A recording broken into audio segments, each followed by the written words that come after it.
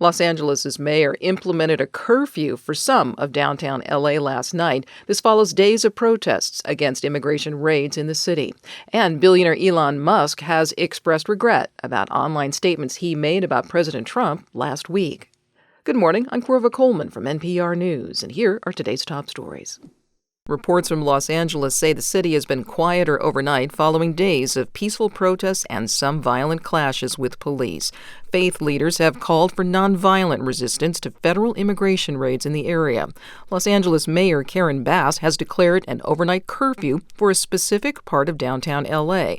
She says while the whole city encompasses a little more than 500 square miles, the curfew applies to 1 square mile of downtown L.A. It is extremely important to know that what is happening in this 1 square mile is not affecting the city. Some of the imagery of the protests and the violence gives the appearance as though this is a citywide crisis, and it is not. LA officials say there's been a torrent of misinformation published online about the protests, much of it aimed at immigrants and political leaders.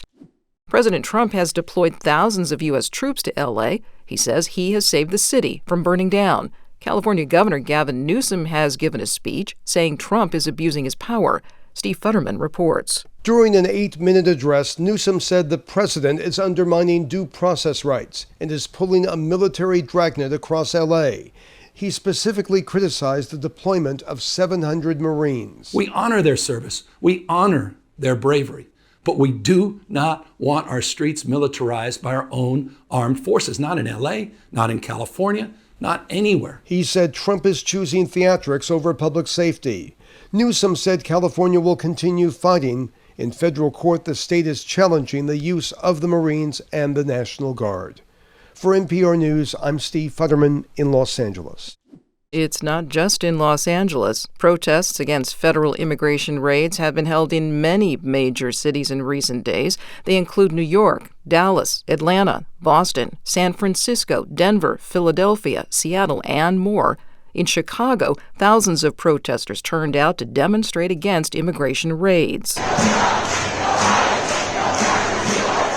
Chicago police say that at one point a car drove into that crowd of protesters. It's not clear if anyone was hurt, and it's not clear if the driver has been arrested. An appeal hearing for President Trump's criminal conviction is set to take place in Manhattan this morning. As NPR's Kat Lonsdorf reports, it's the latest attempt by the president's legal team to move the historic case to federal court. Trump was tried, convicted, and sentenced in the New York state court system. His lawyers have tried and failed twice before to get the case moved to federal court, citing a specific law that allows federal officials to make such a move if the case involves conduct while in office. But the hush money payment at the heart of the case occurred before the 2016 election, when Trump was still a candidate. Now, Trump's lawyers are trying a third time, arguing that prosecutors relied on evidence in trial related to Trump's official acts as president. Legal experts tell NPR there's a good chance it won't work. A 3-judge panel at the U.S. Court of Appeals for the Second Circuit will ultimately decide. Trump has also appealed the conviction through the New York state courts. Kat Lonsdorf, NPR News, New York.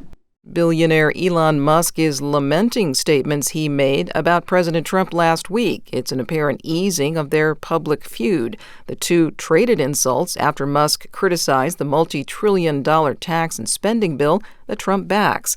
NPR's Rylan Barton has more. In a 2-sentence post on X, Musk said he regretted some of his posts about Trump, saying that they, quote, went too far. A week ago, Musk called Trump's megabill a disgusting abomination. In response, Trump threatened to slash federal subsidies and contracts to Musk's companies, and then Musk claimed, without evidence, that Trump appears in government files about convicted sex trafficker Jeffrey Epstein. Musk deleted that post and some others on Saturday. Trump said last week his relationship with Musk was over and warned of serious consequences. Rylan Barton, NPR News.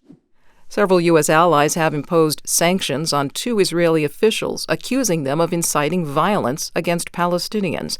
Secretary of State Marco Rubio is criticizing the sanctions, as NPR's Michelle Kellerman reports. Secretary Rubio is condemning the UK, Canada, Norway, New Zealand, and Australia for their sanctions on two sitting members of the Israeli cabinet, Itamar Ben-Gvir and Bezalel Smotrich. Rubio says in a statement that these sanctions do not advance U.S. efforts to reach a ceasefire in Gaza.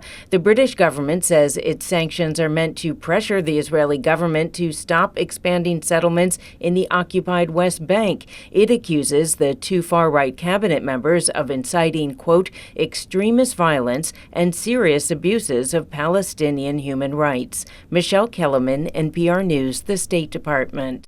There has been a second night of riots in parts of Northern Ireland. Authorities say 5 people have been arrested and more than 30 police officers have been injured. From London, NPR's Lauren Freyer reports this began as a peaceful protest over an alleged sexual assault, but then turned violent. Hundreds of masked rioters threw Molotov cocktails, smashed windows, and set fire to cars. Police fired water cannon in response. It began Monday after 2 Romanian-speaking teens were arraigned in court for alleged sexual assault. Angry neighbors then began hunting for other Eastern Europeans or foreign-born people to attack. It was racist thuggery, pure and simply. Assistant Chief Constable Ryan Henderson spoke to reporters. This violence was clearly racially motivated and targeted at our minority ethnic community and the police. Residents have been posting flags and signs on their doors with their nationalities to try to discourage rioters from targeting them. Lauren Freyer, NPR News, London. President Trump says China will provide the U.S. with rare earth minerals. Officials from the U.S. and China have been negotiating trade issues this week in London.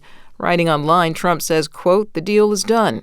He also says the relationship between the U.S. and China is excellent. Meanwhile, the government says annual inflation picked up slightly in May. Consumer prices were up 2.4% compared to a year ago. Forecasters say President Trump's tariffs may have contributed to the rising price of some goods last month. Researchers say that the number of emperor penguins in Antarctica may be declining faster than feared. Writing in the journal Nature, the researchers say they tracked the penguins using satellite data between the years 2009 and 2024. The researchers say they are seeing declines of more than 20% in the emperor penguin population. I'm Corva Coleman, NPR News.